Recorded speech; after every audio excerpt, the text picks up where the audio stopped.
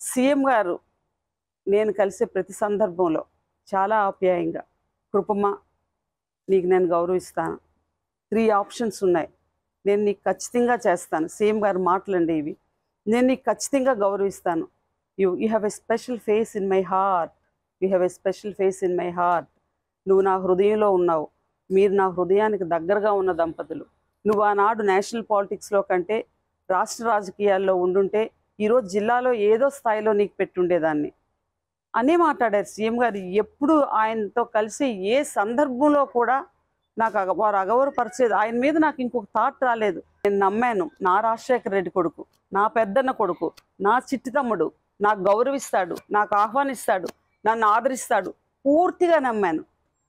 కానీ ఏమైంది మీ మాట? మీరు ఇచ్చారు ఒక్క పిలుపు, 3 నెలల కాలం వెయిట్ చేశానండి.